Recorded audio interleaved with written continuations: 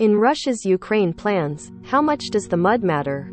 The Russian expression, "tanks don't fear mud," is common enough that it's the title of a short-lived television Russian series and can be found stenciled on car.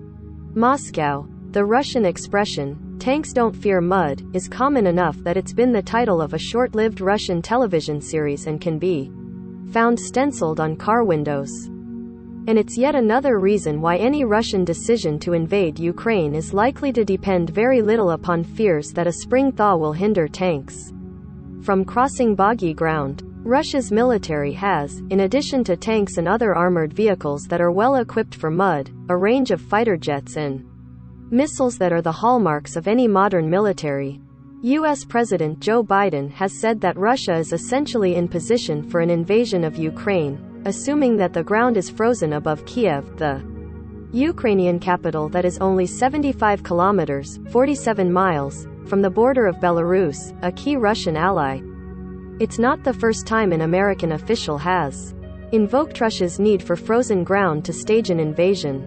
But analysts trying to figure out how Russia could invade say any assault would start with air and missile strikes, likely targeting Ukrainian military. If Russian President Vladimir Putin agrees to an invasion, then it won't be tanks or ships in the vanguard, but rather aircraft and missile forces.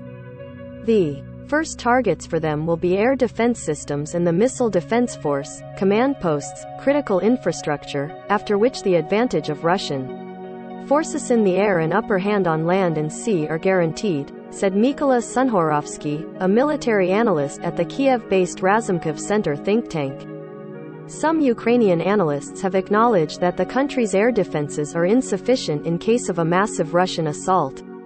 Kiev has prodded its western allies to provide the country with modern air defense systems in addition to ground combat weapons provided by the US, Britain and others. Sunhorovsky said, "The only deterrent is the West's position and the readiness of millions of Ukrainians to fight to the end." The Kremlin, which has denied having any Ukraine invasion plans, has scoffed at an argument that it wants to see the ground frozen to launch an attack on Ukraine.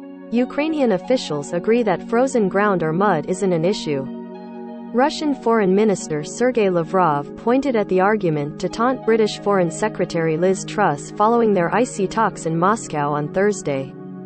They say that Russia is waiting for the ground to freeze like a stone so that tanks could easily roll into Ukrainian territory, Lavrov told reporters. The ground was like that with our British colleagues, with numerous facts we cited bouncing off them.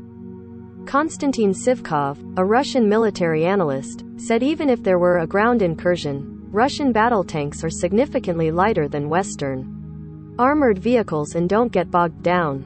Our tanks are much better suited for advancing on muddy terrain. There is nothing to worry about, Sivkov said in remarks carried by the fan news outlet. A thaw can only stop Western tanks. Uras Karmanow reported from Kiev, Ukraine. Follow all AP stories on tensions over Ukraine at https://apnews.com/hub/Russia-Ukraine.